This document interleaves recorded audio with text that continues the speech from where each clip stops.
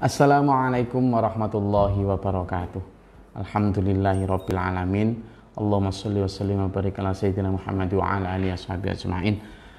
Dulur dimanapun berada, ketemu lagi alhamdulillah dalam suasana yang insya Allah tenang, aman, sehat. Alhamdulillah. Kalau di pesantren kami biasanya dimulai dengan bersyukur, alhamdulillah itu. Jadi kalau saya bilang nanti bersyukur, alhamdulillah. Dulur, karena imunitas jasmani kita maupun imani ruhani kita itu bisa dinaikkan dengan banyak bersyukur. Insya Allah begitu. Topik kali ini saya akan cerita. Topik kali ini adalah bicara tentang menahan diri. Menahan diri. Jadi pekan lalu saya itu baru pulang dari Aceh. Jadi saya pulang dari Aceh. Saya ke Aceh lah intinya. Tapi cerita ke Aceh ini cerita tentang kuliner ya. Saya ingin cerita tentang kulinernya. Ada banyak agenda, tapi saya ingin cerita tentang kulinernya. Jadi saya ke Aceh bersama dengan adik saya, juga bersama dengan kakak saya Gus Haji Naim sama Gus Haji Hafid. Nah, yang Gus Naim ini dulu sekitar mungkin 5 atau 6 tahun yang lalu sudah pernah tak ajak ke Aceh juga. Nah, yang diingat itu adalah mie Aceh. Mungkin para pemirsa ada yang pernah merasakan mie Aceh ya. Mie Aceh itu nikmatnya itu gimana ya? Beda memang mie Aceh yang benar-benar di Aceh dengan mie Aceh yang di daerah itu beda. Nah itu Gus Naim ini setiap kali saya bicara Aceh itu saya pokoknya pengen merasakan mie Aceh. Bahkan saya yang sedang di Bali ini ada banyak orang jualan mie Aceh, tapi ketika saya belikan enak Gus itu di sana, itu ajak beli mie Aceh yang di Bali itu, ketika dibelikan wah beda, rasanya beda sama yang ada di Aceh, beneran beda itu. Nah kemarin itu bersama saya ke Aceh, benar-benar agenda banyak, tapi satu di antara agenda yang nggak boleh dilupakan adalah menikmati mie Aceh. Nah ceritanya di satu sudut kota Lok Sumawe, saya memang ada langganan mie Aceh di sana. Nah kemudian saya sudah di sana, sudahlah disuguhkan mie Aceh tek gitu. Nah begitu disuguhkan, wah terus loh kok beda gitu. Dulu pada saat 6 tahun yang lalu itu memang porsinya agak gede, lalu ada tambahan udang gitu. Nah saat itu terkecil tapi tetap enak. Nah setelah kami makan saya juga pesen. Nah setelah makan itu yang jadi pelajaran. Ketika makan murah, memang enak sekali. Jadi kayaknya rempah-rempah bumbunya itu enak banget. Nah setelah dimakan, begitu udah makan habis gitu. Nah, habis, saya juga habis. Setelah itu ya ngobrol-ngobrol, terus kemudian kita ketemu sama kawan-kawan. Nah setelah sehari malamnya gitu, Mas, aku tadi sebenarnya pengen nambah gitu. Aku tadi sebenarnya pengen nambah, padahal waktu saya tawari nambah lah Gus, enggak gitu. Nah malamnya bilang, aku tadi pengen nambah gitu. Terus saya tanya, loh kenapa kok nggak nambah? Ya menahan diri lah, nggak boleh semuanya dituruti itu. Saya tek gitu. Ini pelajaran buat saya, pelajaran terpenting dari menahan diri menurut saya. Karena apa dulur? Kunci dari kehidupan kita di bumi ini adalah menahan diri. Loh lah iya. Menahan diri itu justru hebat ketika kita mampu melakukan tapi justru tidak melakukan untuk suatu alasan yang lebih hak. Saya sama Gus Naim tadi punya uang untuk beli mie ayam itu. Punya. Juga masih dimungkinkan lah untuk nambah. Gitu. Tapi Gus Naim ada 2 alasan hebat yang menurut saya dipakai waktu itu dan menjadi pelajaran buat saya. Alasan pertama adalah alasan di mana beliau berpikir bahwa satu, saya makan mie ayam enak, bisa jadi ada orang yang saat saya makan mie ayam itu sedang lapar. Gitu. Sehingga apa? Ditahan. Gitu. Lalu yang kedua, Gus Naim sedang ingin melaksanakan perintah Nabi Muhammad Shallallahu Alaihi Wasallam untuk apa? Makanlah kamu dan berhentilah sebelum kenyang. Loh. Jadi dua hal ini tuh lur, kalau kita runut ke sini, kita itu disuguhi satu tamparan bahwa sesungguhnya kita itu dalam hidup itu tidak selalu boleh mengikuti apa yang jadi keinginan kita. Gitu loh. Benar. Jadi memang kalau melihat satu piring mie ayam tadi itu lezat, lazidah. Kalau orang Aceh kalau nggak salah bahasa itu mangatat. Lezat sekali, mangatat, gitu. Lezat sekali. Kalau orang ya is very very delicious pokoknya gitulah. Sehingga lidah ini mau ndak mau tuh berkata nambah dong, selalu begitu. Nah masalahnya ketika hati lidah pengen nambah dong, disitulah letak fungsi ajaran agama. Jangan teruskan gitu. Rasul makanlah dan berhentilah sebelum kenyang. Karena memang kita tidak boleh, ternyata secara kesehatan juga begitu. Kita itu tidak boleh terlalu kenyang. Karena itu akan memberi beban kerja terhadap alat-alat pencernaan tubuh kita. Jadi sudah luar biasa. Nah, selain itu yang tadi alasan sosial. Di mana bisa jadi ketika kita kenyang, itu ada orang yang sedang kelaparan. Kan dolim banget kita. Nah, ini dulu kalau kita lihat ternyata memang hidup ini aman, damai dan tentramnya kita itu tergantung pada bagaimana kita mampu mengendalikan diri kita. Dan ternyata di dalam hadis itu jelas itu Rasulullah SAW bersabda, ad-dunya sijnul mu'minin wa jannatul kafirin. Dunia itu kata Nabi adalah sijen, apa? Penjara untuk orang-orang beriman dan jannah atau surga kebebasan untuk orang-orang yang tidak beriman. Nah, pertanyaannya adalah ketika dunia ini diberi kebebasan, kita punya free will, punya kehendak bebas untuk memilih.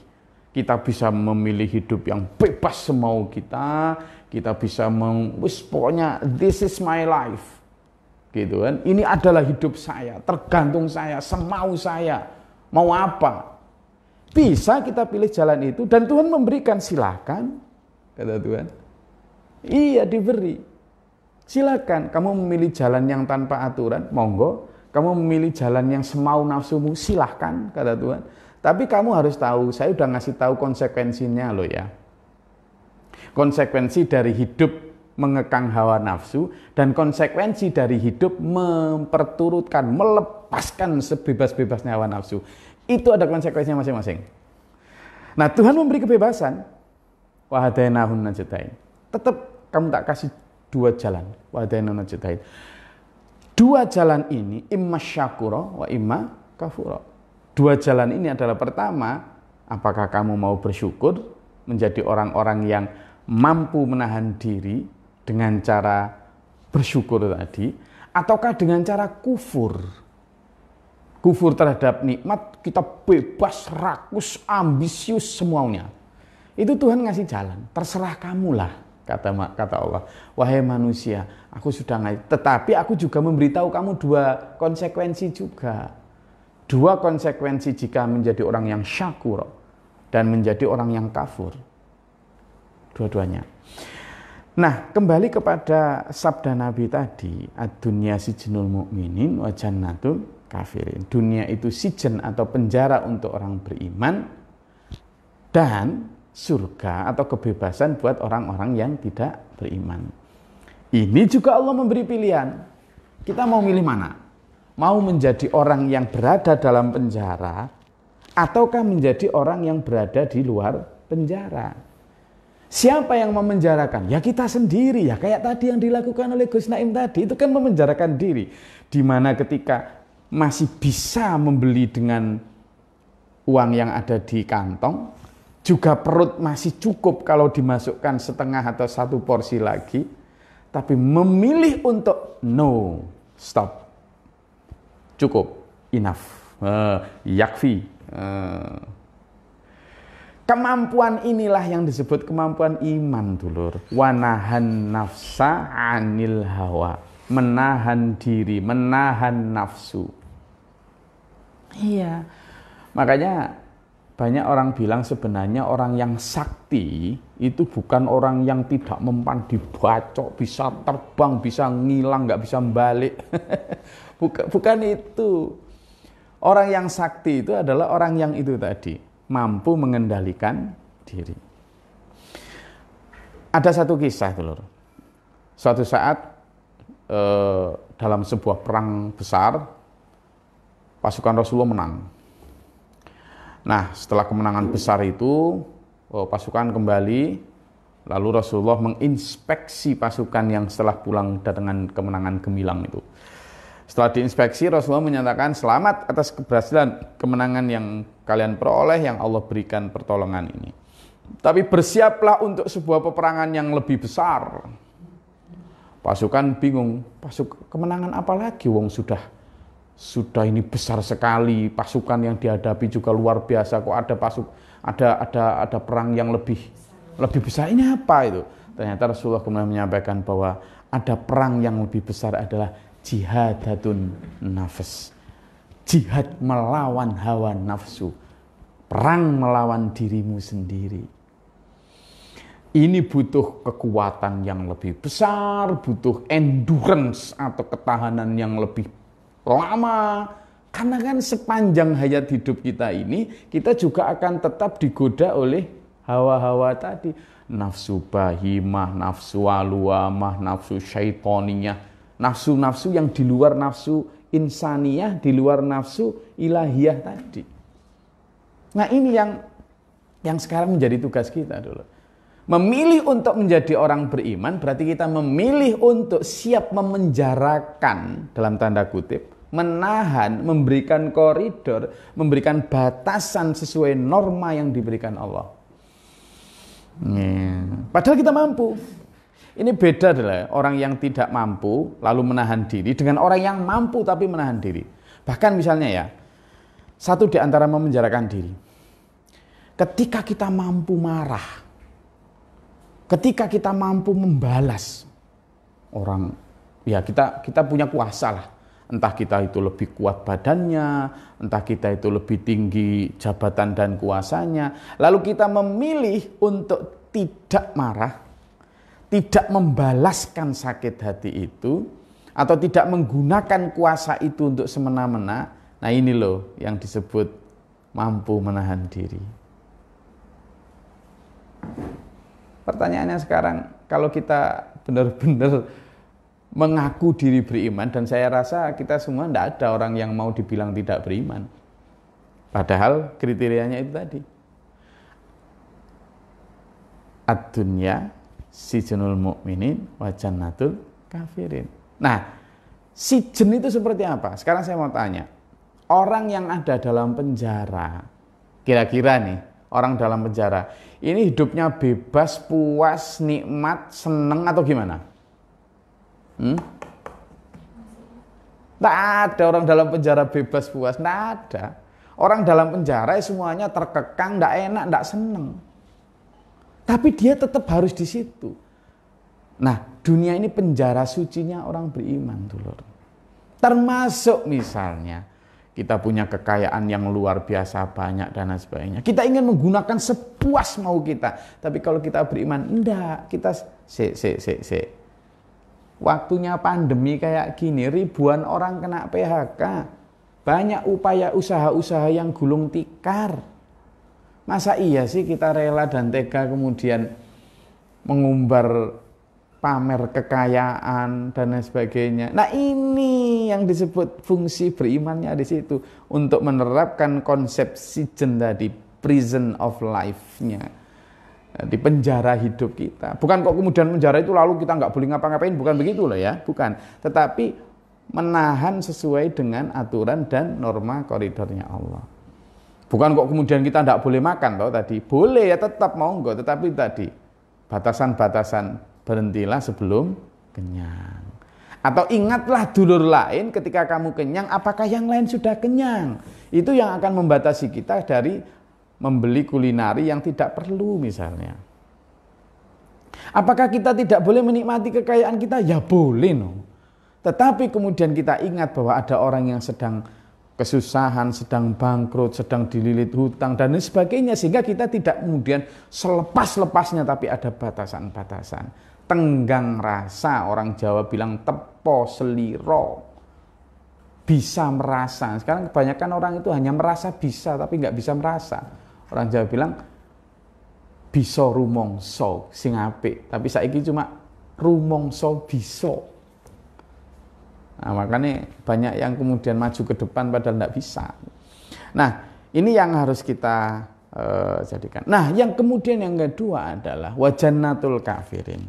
Sementara dunia ini adalah jannah atau kebebasan, surga, kemewahan untuk orang-orang yang tidak beriman. Tidak beriman.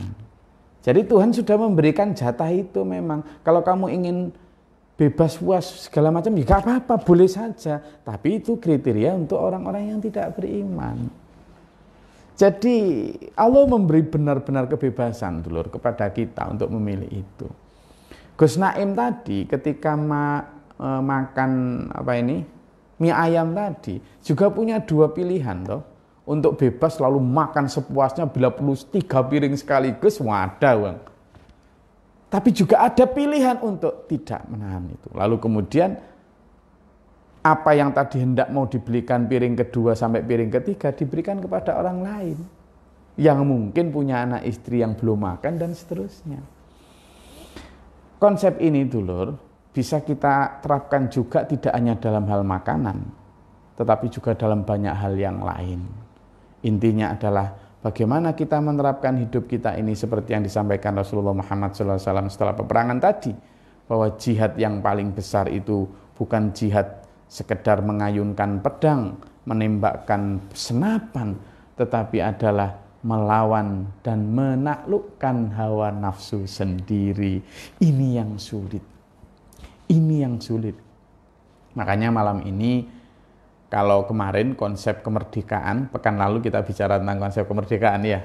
Nah, kalau konsep kemerdekaan kemarin kan saya ajak untuk dulur-dulur keluar dari gungkungan standar-standar yang dibikin oleh orang-orang yang ingin memperbudak kita dari sisi benda-benda, materi, dengan iklan, dengan sebagainya. Yang itu adalah salah satu dari alat setan. Ini juga begitu, saya ajak sampean dalam konsep kemerdekaan ini. Sesungguhnya, nah ini yang saya ingin akhiri kajian kita ini. Sesungguhnya ketika kita memilih untuk hidup di dalam penjara suci yang bernama Sijen tadi, itu justru sebaliknya, hakikatnya kita itu sedang memerdekakan diri kita loh ya. Bener, saya ulangi, kan gini.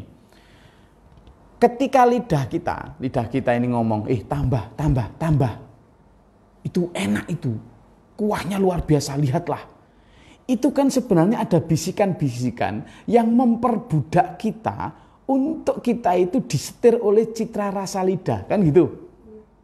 Loh, ketika kemudian kita mengatakan no, stop, itu kan sebenarnya kita bebas tuh. Hakikatnya kan begitu. Jadi ketika kita misalnya, makan, itu kan ada bisikan, ada satu standar yang ditekankan kepada kita agar kita nambah lagi. Terus kita mengatakan tidak. Itu kan sebenarnya kita itu lahirnya kita sedang mengekang diri, tapi hakikatnya kita itu sedang memerdekakan diri. Karena kita kemudian bikin standar diri kita sendiri. Atau kita misalnya punya rumah. Sudah cukup lah. Pokoknya untuk anak, untuk istri sudah cukup lah rumah gitu ya. Terus ada standar lain. Standar itu adalah rumahmu masih baru keramik, belum granit. Kita kan kemudian dipacu tuh dengan standar mereka. Loh, kita kan sebenarnya sudah cukup dengan itu, tapi dipaksa untuk mengambil, menelan mentah-mentah, lalu berusaha mati-matian untuk mengikuti standar itu. Sebenarnya kan kita sedang dijajah oleh standar-standar orang lain. Lalu kita mengatakan no way. I'm done, I'm enough with this. Saya sudah cukup dengan ini. Buat saya yakfi, selesai. Kita itu kan sebenarnya sedang menahan diri lahirnya, tapi pada hakikatnya kita sedang memerdekakan diri dari standar-standar orang lain. Gitu loh. Berseliweran di online shop. Merek baju ini, merek baju itu, merek baju ini. Ya kan? Padahal di lemari kita sudah ada baju-baju yang cukup untuk kita. Sudah cukup. Tapi karena itu tadi maksudnya, ini model baru, ini merek baru, cukup kortingan, diskon, DP murah, dan lain sebagainya. Kita itu dipaksa menelan, dijejali dengan standar-standar mereka. Sebenarnya kita itu sedang dipaksa menjadi budak-budak produsen. Lalu kita ngomong, tidak, baju saya ini sudah cukup, sudah tutup aurat, sudah enak. Tidak. Sebenarnya kita itu kan merdeka. Meskipun pada lahirnya kita sedang memenjarakan diri. Makanya itu dulur, Dajjal itu membawa surga dan neraka. Surganya Dajjal adalah nerakanya Allah, nerakanya Dajjal adalah surganya Allah.